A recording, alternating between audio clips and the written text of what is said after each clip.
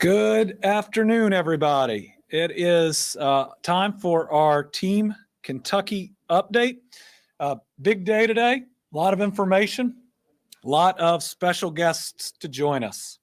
Today, I want to discuss some incredible recent economic development announcements that are major contributors to our current momentum, and they are helping to ensure that Kentucky residents have quality job opportunities and careers. Toyota recently made public its plans to invest $461 million for continued upgrades at Toyota Motor Manufacturing in Georgetown.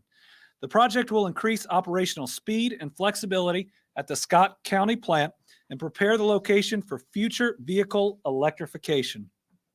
The investment follows news that the facility also will begin the assembly of integrated dual fuel cell modules for use in hydrogen-powered heavy-duty commercial trucks beginning in 2023. That's an important year. With this latest investment, Toyota will transition 1,400 workers currently employed through staffing agencies to direct Toyota roles, with new hires being offered direct positions as well. Toyota has been such a driving force in this Commonwealth and in our automotive industry for more than 30 years, investing a total of $8.5 billion at TMMK, the company's largest production facility in the world. And this latest investment ensures the company's impact will continue well into the future. Today, I'm joined by Susan Elkington, president of TMMK, Kim Ogle, corporate communications manager for Toyota Motor North America, and others. I want to personally thank them both for their commitment that has meant so much to our Commonwealth, that in many ways helped cement our place over 30 years ago as an automotive leader, and we have been able to grow in such incredible ways together. So I want to turn it over to a great leader here in Kentucky, both at Toyota, at so many of our workforce development initiatives, been a wonderful member of Team Kentucky. So Susan, thanks for joining us.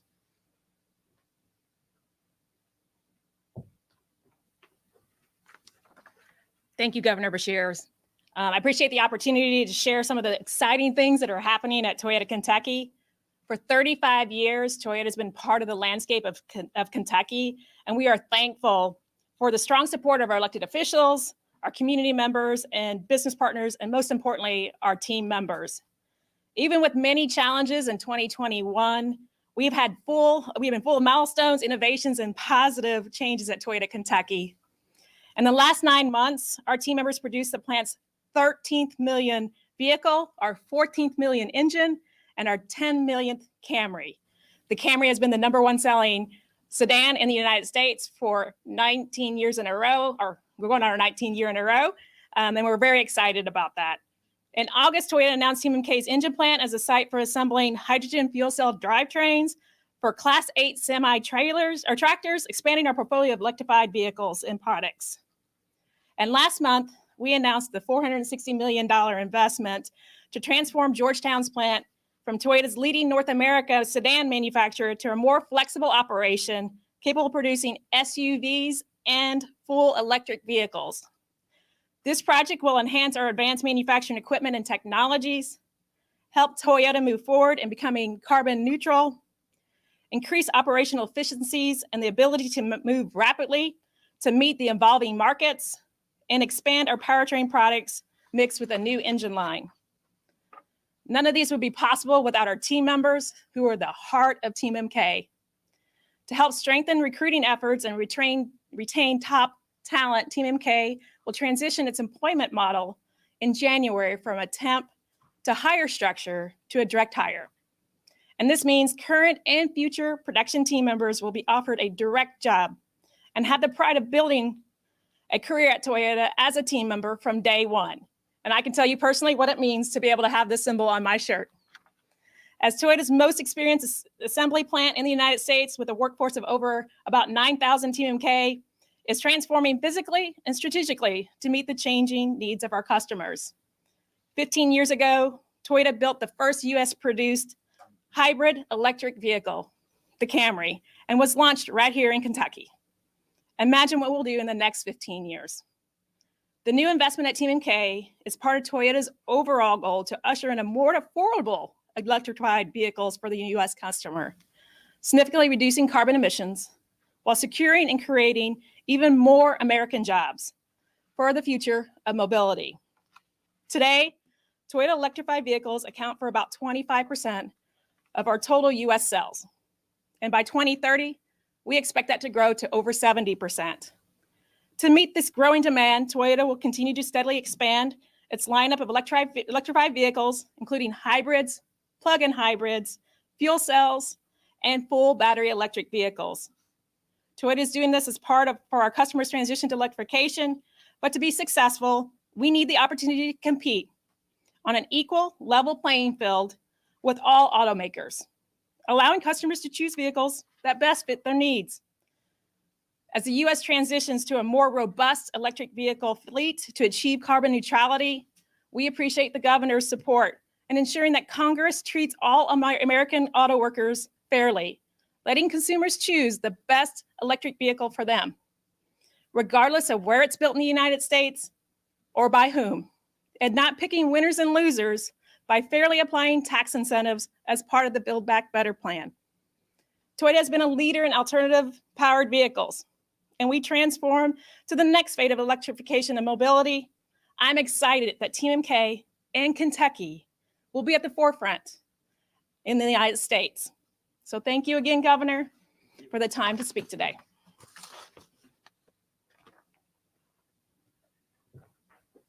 Well, thank you to Susan and her team. This is huge news that ensures that such a critical part of our economy has decades to come. And I know that they would not have been chosen for this significant investment without team members here in Kentucky working so hard, doing such a good job, and earning the faith of the company. So thank you for your leadership and for all those new permanent full-time jobs that are going to provide for over 1,000, what about 1,400 Kentucky families. I also want to highlight a recent announcement from Helpware, a digital customer service company, which is creating 300 new jobs across 2 Kentucky locations by the end of the year. Helpware serves financial technology, health tech, e-commerce, and a range of other industries, helping companies complete complex tasks while growing their brands. The company is creating 150 jobs with an expansion in Mount Sterling, which will open in 2020 and currently employs 25 people. Its leaders also announced a new office in Harrodsburg with 150 new jobs. These positions include an hourly wage of $23.30 before benefits. But as you'll hear from Helpware's leadership momentarily, the company has set its sights on continued growth and more job creation in our state. Helpware is a welcome addition to Kentucky, as the company has already proven to be a great community partner. During the pandemic, the company provided services for government and charitable organizations to assist with COVID-related programs. That's the sort of local investment and involvement that we can all get behind. I'll let Robert Nash, President and CEO of Helpware, and Nick Manella, Chief Operating Officer, give a little more background about the company, and they also have some very exciting news to share.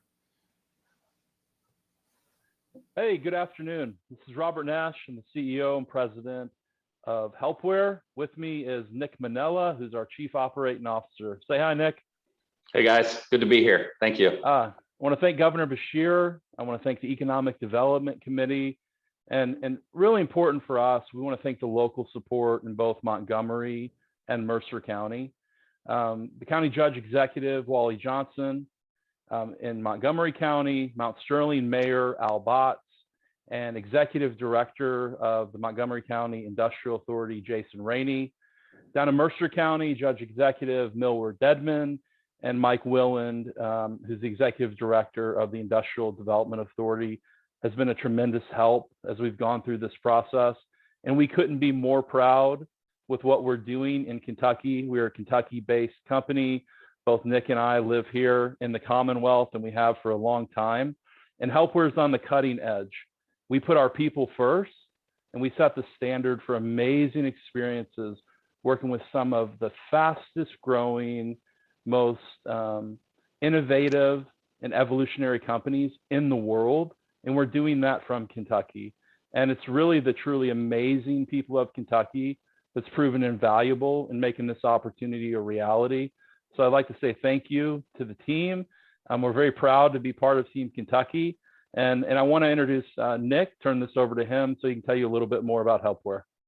Yeah, thanks, Robert. So Helpware was founded in 2015, and we are a digitally enabled people as a service outsourcer provider, providing multi-channel customer care and artificial intelligence operations. As Robert said, we support some of the coolest companies in the world, including companies in industries like health technology, gaming, fintech, e-commerce, software, and others. We've also provided services to government and charitable organizations to assist with COVID-related programs during this pandemic. We anticipate Kentucky being our largest global location. Other than Kentucky, we're in California, Colorado, Virginia, and we maintain a global presence with locations in Germany, Mexico, the Philippines, and Ukraine. We're on pace to achieve our second straight year of 400% growth and are forecasting a similar trajectory in 2022, with our Kentucky operations playing an absolute critical role in achieving that milestone. Perfect. Thanks, Nick. And I believe you've got a special announcement. You heard Governor Beshear announce that we were planning to hire 300 by the end of the year, but yeah, so it sounds like through some recent news on our side, we're going to increase that 100 to a total of 400 here needed in Kentucky. So we're extremely excited about that. Yeah, so excited and thankful. And we started so strong in Kentucky that we're able to do more, and that's going to be the path. So we're hiring now in both Montgomery, Mercer County, and surrounding areas. So apply at helpware.com. We're literally in the process. You can start as soon as next week. Thank you very much, Governor. Thank you, team. And we're proud to be part of Team Kentucky. Wow. Thank you to Robert and Nick. And admittedly, that is the first time that I've heard that news. So 100 new jobs today.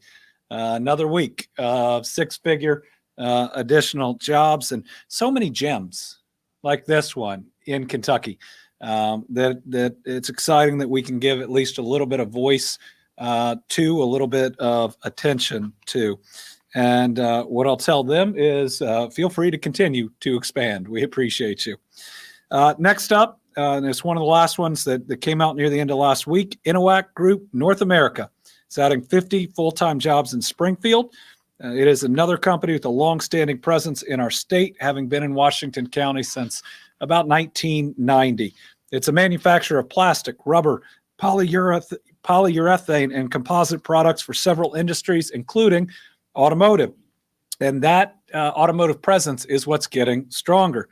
So we talked a little bit about what the new battery plant will do, but Ford's other plants continue to create more jobs in their current existing supply chain. So to support new business with Ford's Kentucky truck plant in Louisville, Inoac is investing in facility upgrades and new equipment technology. It's going to create new positions that include production operators, team leaders, quality and material handling roles, in addition to its current employment already about 330 people. All these positions are good pay with an average of $25 per hour, including benefits. Inoac is a great company. We appreciate their presence here in Kentucky. Again, they should feel free to continue to expand, and we'll look forward to helping them do that. All right, for our next group of special guests today, we've got some good news for 3 Eastern Kentucky counties who have come together as a community to rebuild after devastating floods the past 2 years. But admittedly, they've had to rebuild after devastating floods for so many years in our recent past. So today I'm excited to announce an award of more than $1.1 million to help local governments in Johnson, Lawrence, and Morgan counties restore damaged infrastructure. These awards include more than $421,485, not more than, that is an exact number, for the Johnson County Fiscal Court, $391,913 for the city of Paintsville, $156,379 for the Lawrence County Fiscal Court, and $147,846 to the Morgan County Fiscal Court. These dollars are going to go to pay the local cost share match requirements to secure FEMA dollars. In other words, FEMA says, we've got these dollars to help you rebuild, but you've got to match them with local dollars. And these counties and communities are already spending their money helping people to get back on their feet. This is where the state can come in, can help them pay that local match, which of course goes directly into aid, but then adds all those federal dollars on top. So these Eastern Kentucky counties were hit by historic flooding, but this funding will ensure our families can once again travel on safe roads and bridges, have high quality drainage systems, and have the confidence that their infrastructure can withstand what we will see in the future. A large part of this is all of our desire to be more resilient, to work towards a future where even these biggest weather incidents don't disrupt our lives in the same way and don't cause the devastation that we have seen. So we got three great special guests on these today. I'd first like to welcome Morgan County Judge Executive, a friend of mine, John Will Stacy, who used to be on the third floor here in the Capitol. He is a great partner in these efforts to help our people recover. John Will. Governor, first of all, I would like to thank you for expediting these funds for us, because without your help on these local small county budgets, we can't continue to do the repairs and do the maintenance that it requires to help everyone in Kentucky travel safely and get it to and from their homes safely to work and to school. And so it's gratifying to see that you and your administration, Governor, recognize that. It's also really gratifying for me as a former legislator and a county judge now. It's important to see that how great a role you're taking in the new economic development, recreation of Kentucky, because these tax dollars that we're going to spend on creating new roads and repairing the ones we have couldn't be done without your hard work in creating jobs in Kentucky. So thank you very much, Governor, and we all appreciate it. Thank you.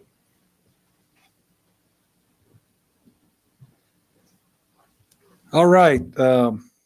Thank you again, John. Well, good to see you. I'd also like to invite Johnson County Judge Executive Mark McKenzie to say a few words. I've been in his county really recently, celebrating some real accomplishments, making a big investment in the school system there. Judge, it is good to see you again.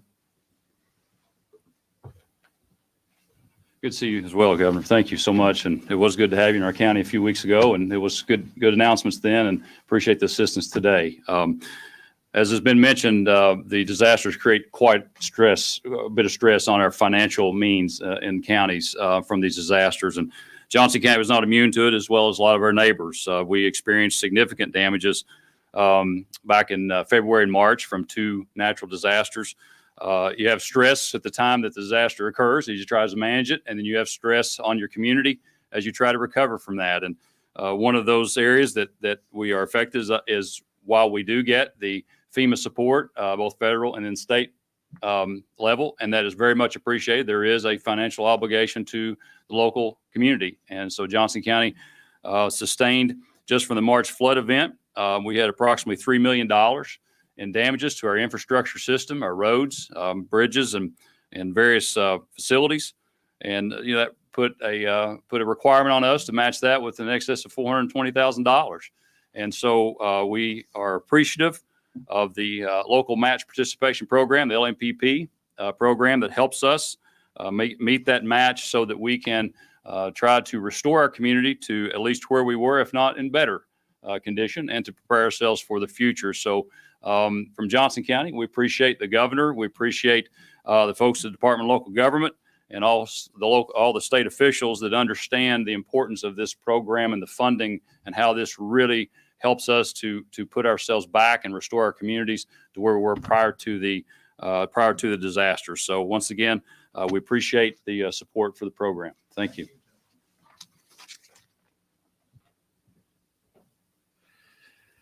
All right, and last but absolutely not least, we have Paintsville Mayor Bill Mike Runyon joining us today. Thanks for joining us, Mayor.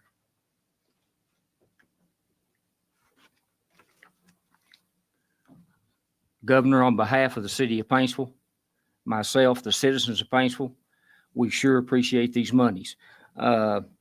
Without these monies, we would be strapped. We're strapped now, but because of you and what you've done, it's going to make us a much better place to live, and it's going to keep our citizens safe. And we so much appreciate you. And keep going and keep doing what you're doing. Team Kentucky. Thank you, Governor.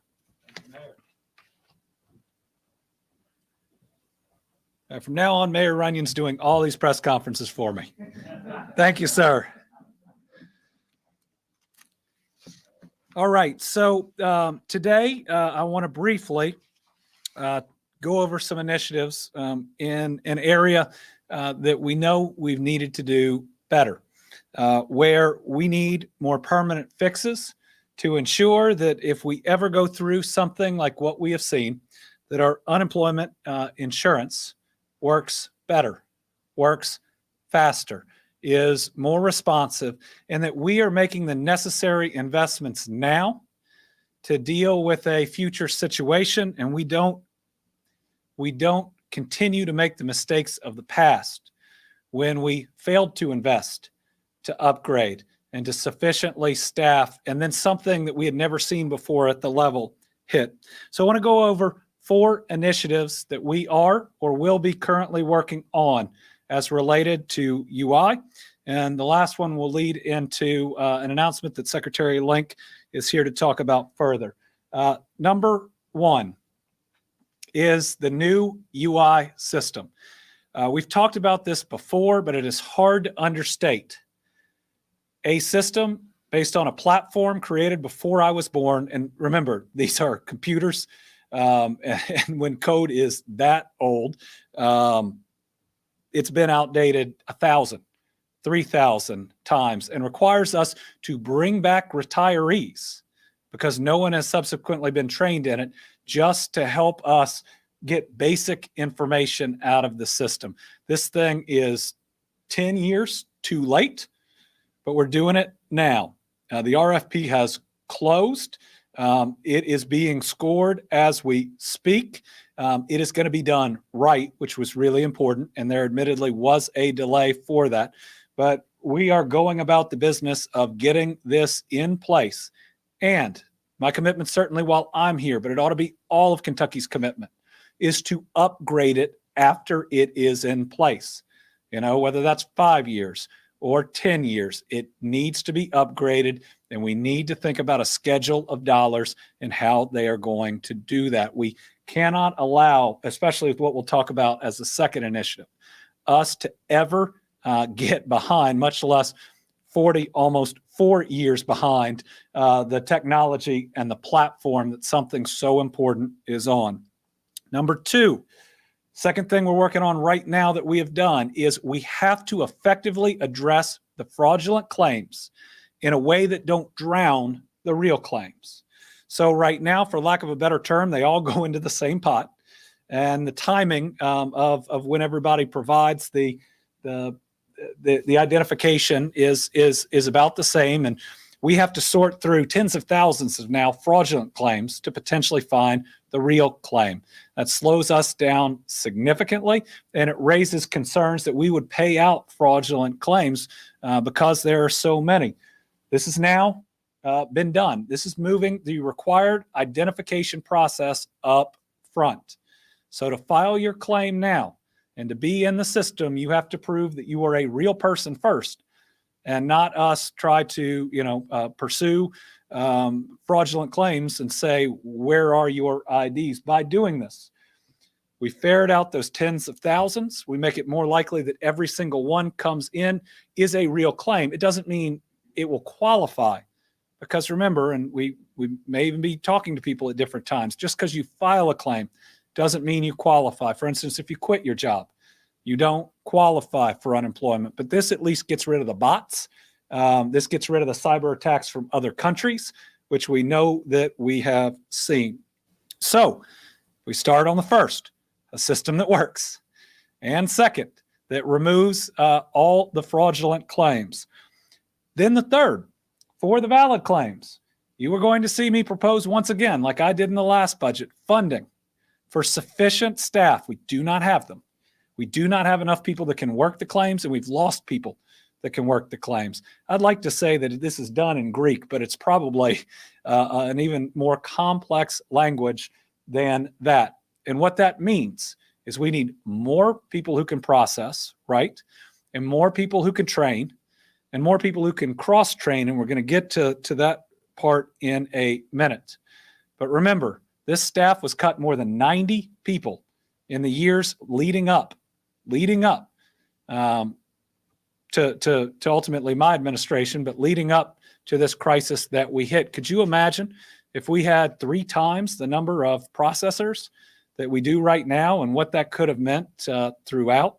And we asked for this last time, and what we were told is, well, you can hire people with the limited federal funds. Well, that's not a permanent employee. These have to be regularly funded folks that come into our regular employment system that know that they have a career in this system. And we're going to do something in our next budget to address pay so that we make sure that we are not just getting them, but we are keeping them. And here's the last piece, and this is certainly going to be a bit of news to folks, is we are going to move forward with a merger of our education and labor cabinets. What we saw in both UI when it hit, as well as working with the U.S. Department of Labor, is that our structure of our bureaucracy, meaning how we handle state government, was doing a number of things. Number one, it was making it harder to get government grants because both of these cabinets, for the most part, are under the U.S. Department of Labor. Second, when the U.S. Department of Labor rightfully checks to see if we're doing everything right, and we are, we had a huge challenge with getting information because they're coming from 2 separate cabinets to them in a way that showed that we were doing things right. For instance, we had an audit where initial findings weren't very positive, which by the end of, we think we can show you everything was fine. The challenge was our structure and getting them the correct and accurate information. Also allows us to put offices that do similar things, apprenticeships and others, close to other offices that do the same, that make sure we are not duplicating efforts and give us a better overall result. But the final thing is, one thing we saw we had to do in this crisis is we had to pull other employees in from other cabinets that didn't necessarily have the same background and weren't necessarily under the same roof. This creates the cabinet that has UI within it being much larger, with the ability as we move forward to cross-train employees should the need occur in other areas, to not just have a larger, more robust group in UI itself, but to have folks that already have the basic training and that we will update over time, that at a moment's notice we can call in and they would be ready to go or close to ready to go. This will continue with our current Labor Cabinet Secretary, Jamie Link, Mary Pat Reagan, who is our acting Education Cabinet Secretary, will be a Deputy Secretary in that Labor Cabinet, as Vicki Wise will also continue. We've had an opportunity to talk to numerous folks about this, and we believe, and our feedback is, education and workforce are inseparable. They are inseparable, whether we're talking about training, whether we're talking about K through 12 and then going into the workforce, whether we're talking about K through college or graduate school into the workforce. This is a continuum. And it's been recognized as such by the country. For instance, the grants that we have a hard time competing with because of the current structure. So we believe that this is a positive step that will make us more competitive, but also more resilient. So now, for a few words on that, I would like to call upon Secretary Jamie Link.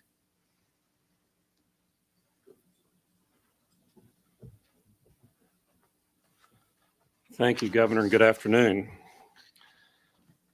As the governor's mentioned, education and training are the foundations for workforce development. And the stronger our workforce is, the better it will lead Kentucky into the future. Making sure our economy, our education and training systems work for every family in the Commonwealth, that's what we're driven to do. Our agencies have and will continue to work together to provide Kentuckians with opportunities to obtain high-quality education and training, and will lead to successful careers and greater prosperity for our families. The two cabinets' missions have always been closely aligned, as the governor mentioned, towards serving Kentucky workers, Kentucky employers, and Kentucky taxpayers with job training and placement, worker safety and health, workers' compensation, and unemployment insurance. The traditional roles of the Labor Cabinet to promote the welfare of working people, to improve working conditions, and to enhance opportunities for gainful employment will not be lost with this merger. In fact, it will only enhance these roles. It will facilitate more efficient and effective communication and collaboration with local workforce boards, state and local chambers of commerce, state and federal agencies, as well as the Kentucky General Assembly. By combining these two cabinets, we will be able to develop a comprehensive workforce strategy to meet the needs of the many economic development projects that are currently happening at an unprecedented rate. As the governor has previously announced, more than 20,600 full-time jobs have been created in Kentucky, with a private sector investment of more than $11.4 million since December of 2019. We want to keep that momentum going. So thank you, and let's get back to work.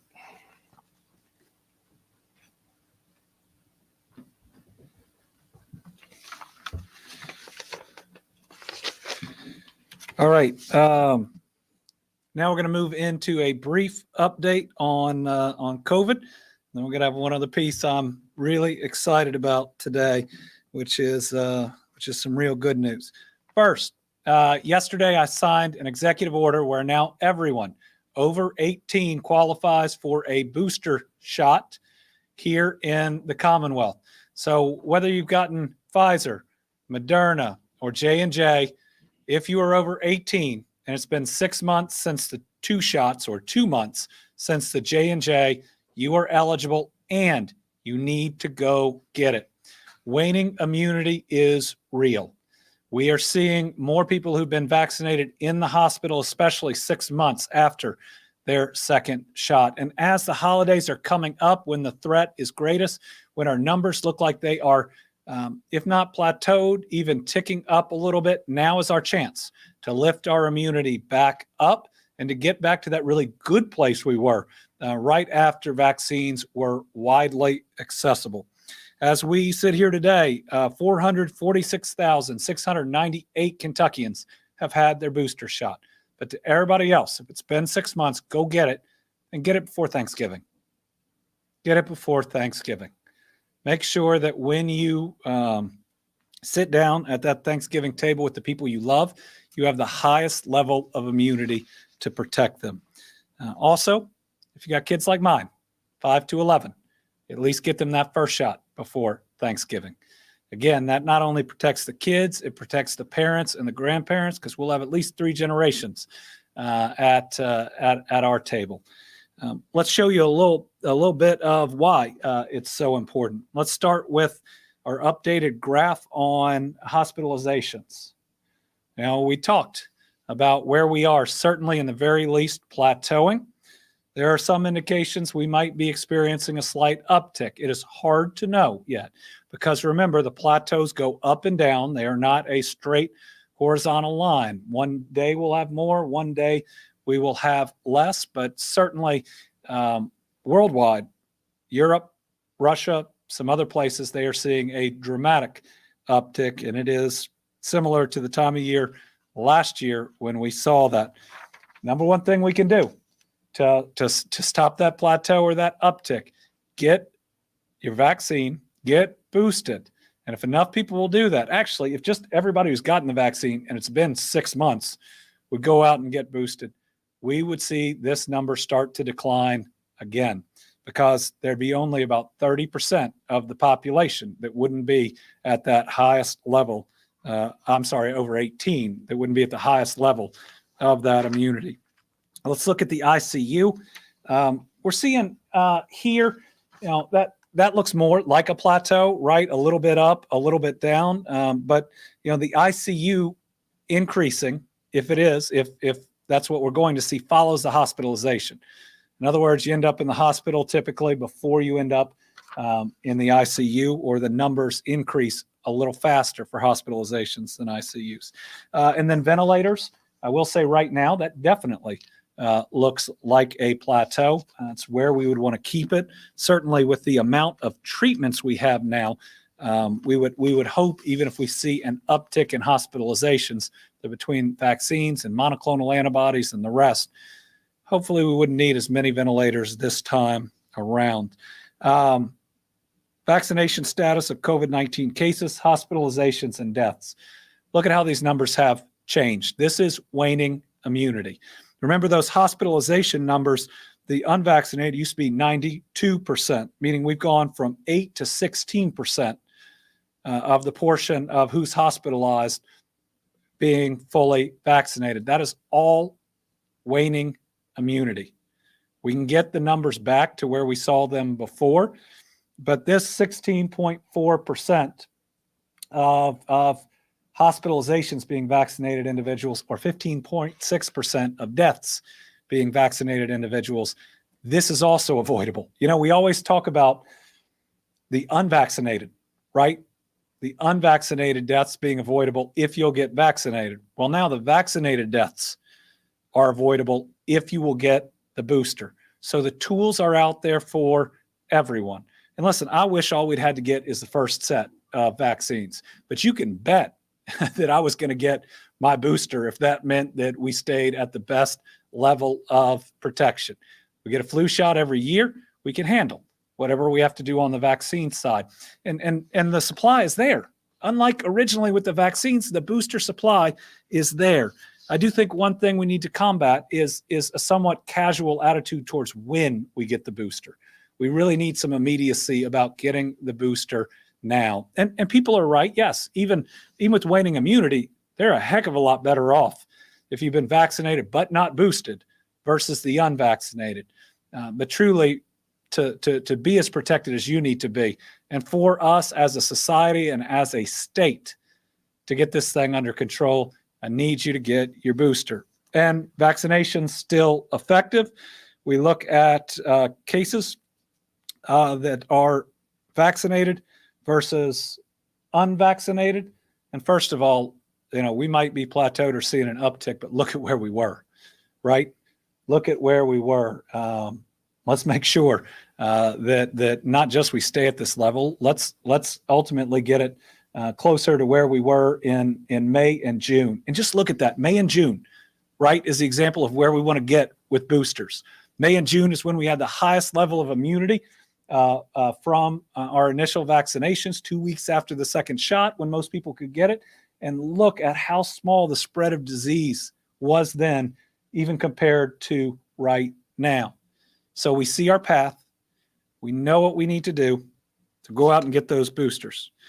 Between yesterday and today, we did have 5,755 new people get vaccinated. That's good. We were typically around 1,500, maybe 2,000 before 5/11 was opened up. I haven't read this in a while. Top counties, Fayette County, taking the lead at 70% of its population with at least one shot of hope. Woodford County, right behind it at 69%. Jefferson County, now in third with 67% of Jefferson County residents. And remember, that includes 0 to 5 as well, having at least their first shot of hope. And then since 5/11 opened up, just to give you a concept, it's really only been about a week and change of real opportunity. 23,105 of the 388,896 in that age group, or as you'll see in a minute, 6% already vaccinated. We have had some upticks in our demographics, which we don't always do via age. So let's go over them. First one is the best. We've ticked up 1% overall to 59% of all Kentuckians having at least their first dose of the vaccine. Went up 1% of all Kentuckians now eligible. And this is 63% of all Kentuckians that are eligible have gotten at least one shot, almost 2/3. And remember, a portion of these weren't eligible until last week or 10 days ago. And then 18 years and older, these are people who can make their own healthcare decisions, 71%. So, we think we hear and we focus on a lot of noise. Sometimes we act like it's a back and a forth. This is 71% of people who can make their own healthcare decisions right now have already gone out and gotten at least one shot. All right, and then a couple of other numbers here, but one I'm really excited about. The most concerning number to me was the 75 years and up, and it was at 89%, right? And you'd wonder, 89% is really great. This one really has to get to 100% or close. Every percentage we increase is good. This age group is extremely at risk, needs to get the booster and needs to get 10% that first shot. All right, the next 4 or 5 are the same, all the way down to 18 to 24. Just crossed the 50% threshold. Again, we'll celebrate every increase, but that's just 1 in 2. And then 5 to 11 between Monday and today went up 2%. So, we've got some brisk signups there. I think nationwide, they're going even faster than here. That is a good thing.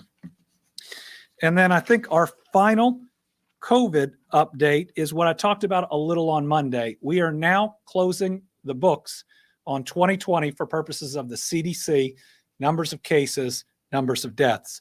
Now, a lot has changed since this virus first hit, including their definitions for what classifies and doesn't as a case, and then death certificates themselves, 2 different issues I'll talk about in a minute. So first, in closing the books for our 2020, we are actually removing 1,008 cases that were determined on final review to not meet the surveillance case definition. This is 1,008 of, as you all know, a huge number of cases.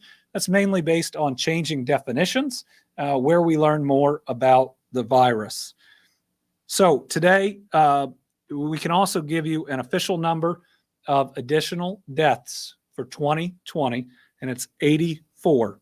They occurred in the following months: April 3, this is 2020, May 3, June 1, August 3, September 2, October 10, November 25, remember that's the alpha surge, December 37.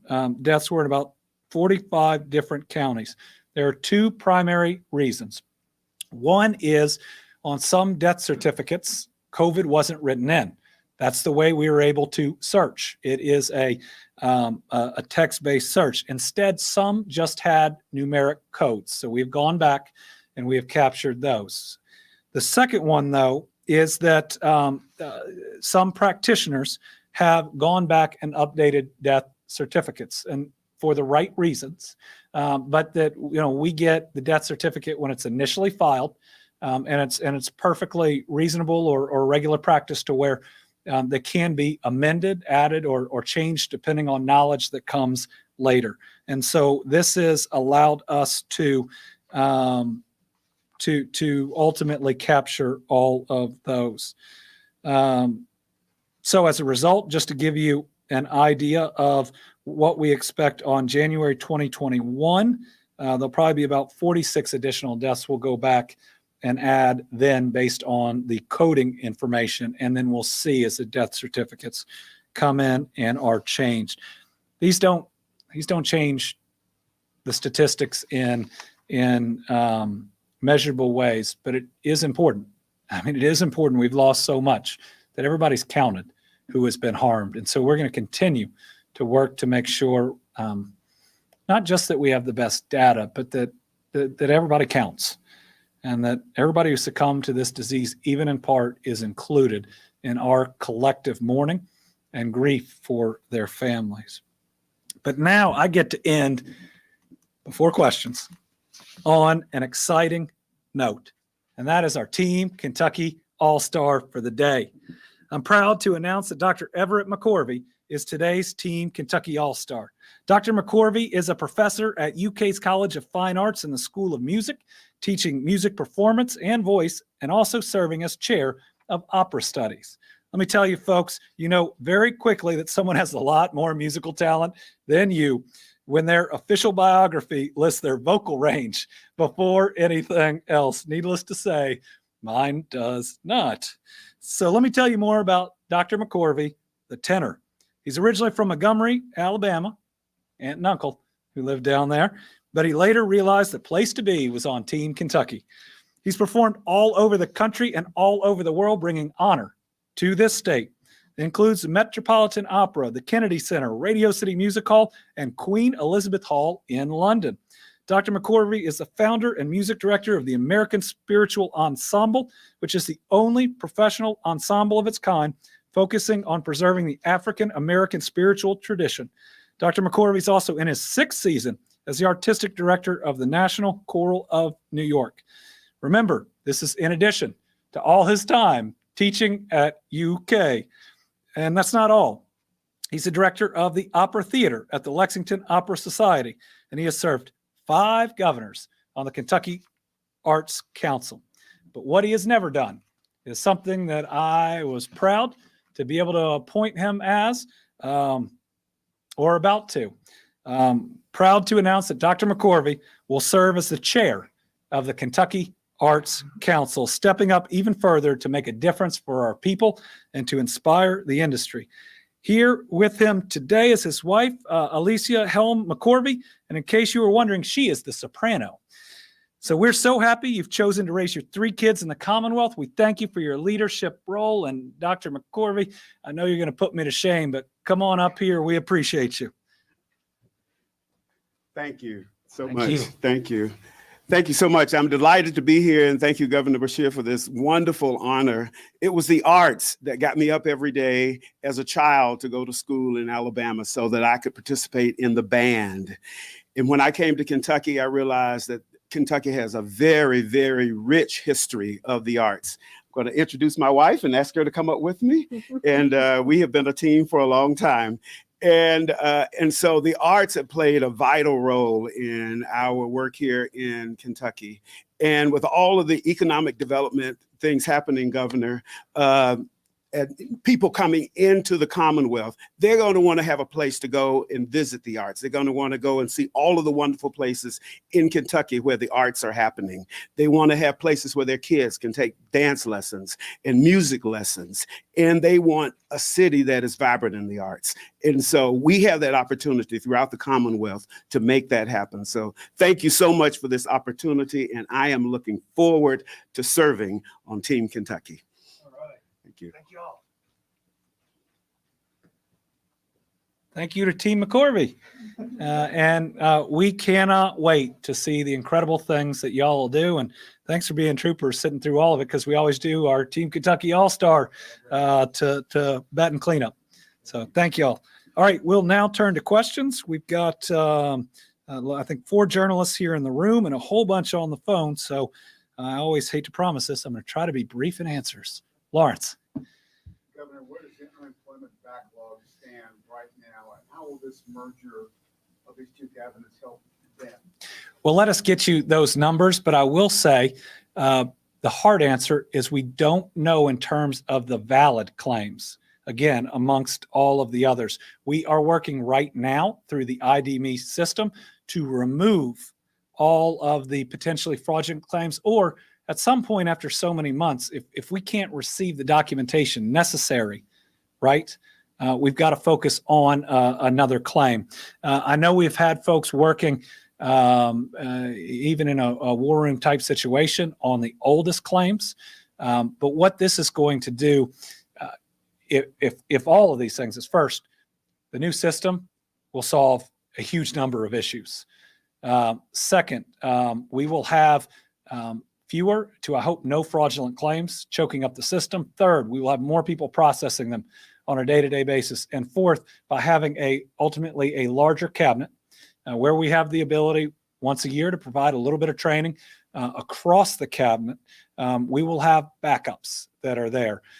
What it means in the next week or two to existing claims, unfortunately, it won't make those go faster. But my commitment here is not just to get through those claims, but to make sure it doesn't happen again.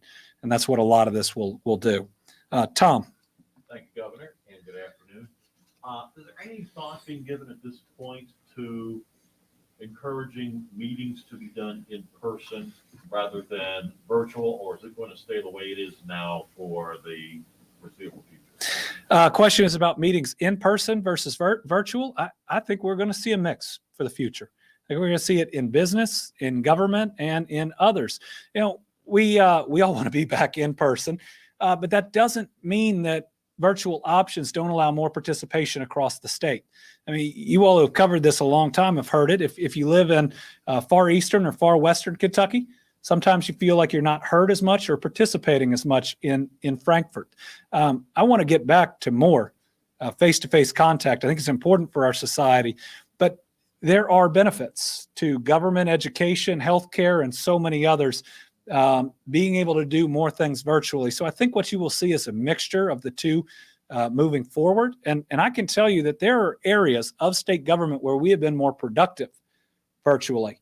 And then there are some where we need people back in. So the goal is to be smart about it, not just to go to the traditional or not just to guess at what's going to be the future, but to be smart about it. Carolina. We're hearing from some people who say, even though you signed your executive order, they're still getting rejected for their booster shots when it comes to some of these big pharmacies out there. Have you heard about these problems, and what should people be doing in these situations? Well, we have heard about these problems, and part of it is a time lapse, but others is the big pharmacies also have instructions they get from above, right, from the larger corporation. Certainly the local health departments ought to be places that we can turn to that will follow the executive order. But the other thing I'd say is hold tight, because I believe the federal government is going to follow our lead.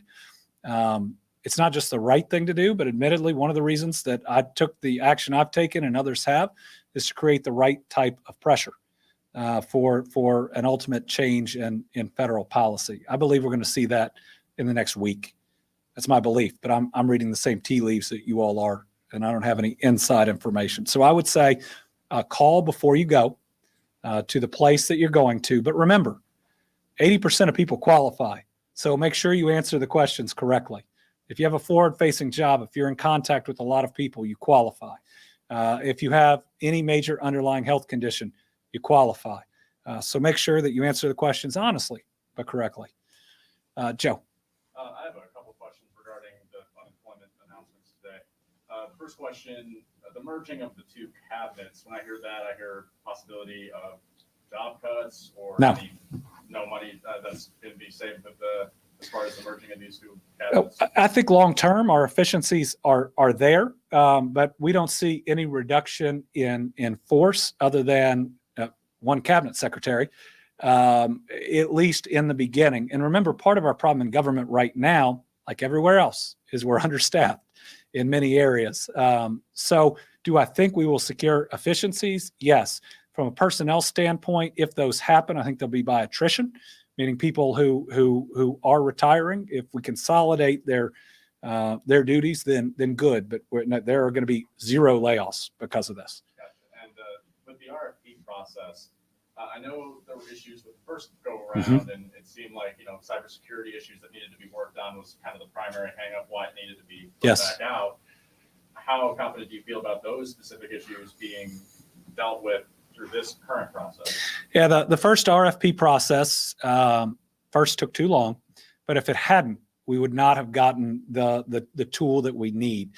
So there were two problems with the first RFP process, and none of us, we didn't forecast the level of cyber attacks and of fraud that we saw all over the country, and no system was prepared for it. So when we came back and first tried to amend, right, to say, okay, for everybody who bid on this, now we need the best cybersecurity that's ever existed, which we pretty much do in that. And the cost just went through the roof. And at that point, it's not fair to simply amend as opposed to rebid. because of what we needed. Thus far, we see no new issues, and thus believe that we will be able to move ahead. Complicated scoring process. Hopefully, we will not have any challenges afterwards with big contracts. Sometimes you see those award challenges. When it is in place, it does take a significant period of time, but that doesn't mean we won't see improvements in the short term. All right, Debbie Yetter from the Courier-Journal. Thanks, Governor. Can you describe how you're going to affect this merger of the two cabinets? How many employees are affected? Does it require any legislative oversight? And was it driven by the unemployment insurance situation? First, we'll get you a number on the employees. It'll be the number of one cabinet plus the other. Again, there are absolutely no layoffs. We are right now consolidating leadership, and that's really on a consolidating the cabinets, and it'll be working with the employees on any new changes there. A formal recognition of it does take a reorganization bill filed within the state legislature. But I believe the legislature should want to give this governor and other the tools that they ultimately need to address the situations they face. So it's driven really by three things. One is grant funding and how it comes down given the structure of the U.S. Department of Labor. We don't mirror that structure well enough to be as competitive in some of the grants as I think that we should be. Second is compliance. Compliance with U.S. Department of Labor and others, the division creating issues meeting or the perception of meeting some of the requirements in our federal programs. And this became apparent in working directly with the U.S. Department of Labor. And third is, yes, UI. It needs to be a part of a larger, more robust cabinet where we're not pulling people out of finance or public protection, which we did, to come over in the future. This gives us a chance for cross-training and more resiliency if we are hit with something like this again. Bria Jones, WFPL. You were just saying that it does take a legislative reorganization bill for this to happen. What is the timeline for this, the merger being solidified and being fully in effect? Well, we are going to start operationalizing it now, working towards certainly a leadership structure, and then a bill will be filed in the state legislature. We hope they consider it. Certainly, asking for less cabinets as opposed to more should be something that falls into government philosophy of the majority. But we'll be talking with them. Certainly, we gave a heads up to Speaker and the Senate President. And again, we'll continue to talk to them about the reasons. Courtney Wheaton, Local 12, Cincinnati. Corey Sanning, WYMT. Okay, Corinne Boyer, WEKU. I'm nailing this. Hi, Governor.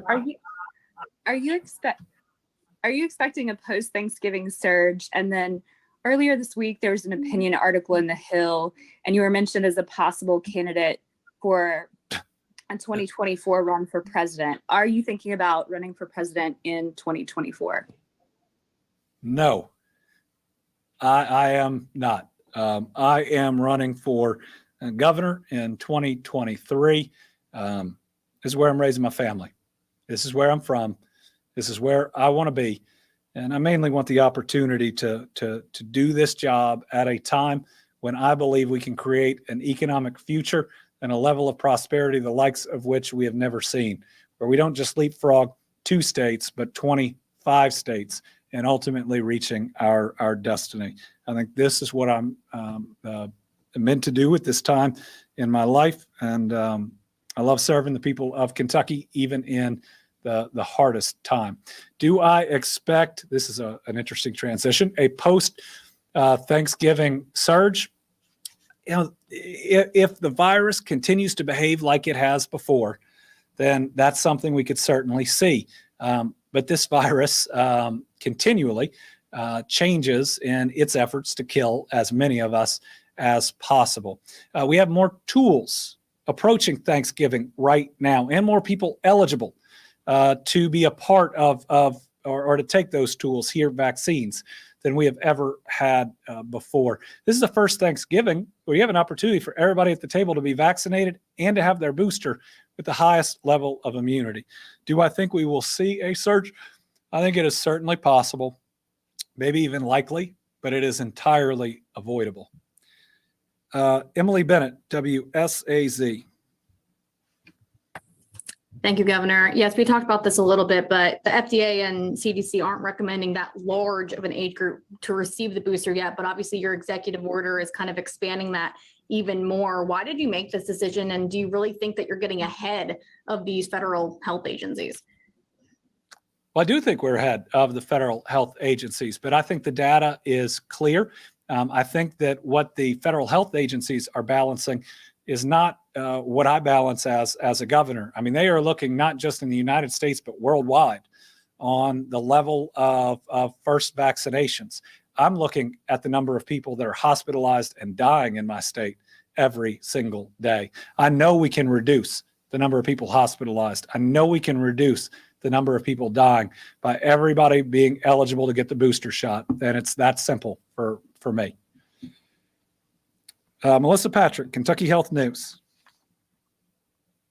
Hi, Governor. So I understand that you had a meeting with the judge executives and mayors yesterday. I'm just curious how many were on that phone call. And I'm also curious about how many of them, as trusted local leaders in their community, are telling you that they are actively messaging in their communities to promote vaccinations. We can get you the number that we're on. Normally between mayors and county judges, we are 90 plus. I haven't asked for them to reply, admittedly, on how many are actively messaging. Certainly, I believe that many of them are. I think there are times where all of us, as leaders or as anybody out there, get tired or get numb, want to think about something else, want to talk about something else. But how critical it is, whether it's local or regional or state leadership, to keep it up. I know people are tired of hearing me talk about COVID, and I wish I didn't need to anymore. But it is still here. It is still deadly. It is not done with us, so we can't be done with that. I do think that also all the different types of leaders that are involved now, it is broader, as I know you know. I mean, the number of schools doing vaccine clinics right now, which is great leadership. Jefferson County, I think, almost hit 5,000 in a weekend, and I know so many more doing those clinics. Even Bourbon County schools that had to go to NTI because of COVID outbreaks, holding vaccine clinics in the midst of it. I will say I saw at least data from one school system that just went mask optional, that their number of cases tripled. And so, I think that we all ought to understand that we are still in this. We ought to mask. We ought to get vaccinated, and we all ought to continue messaging it. All right. We are just barely over time, despite that full program. Thank you all very much.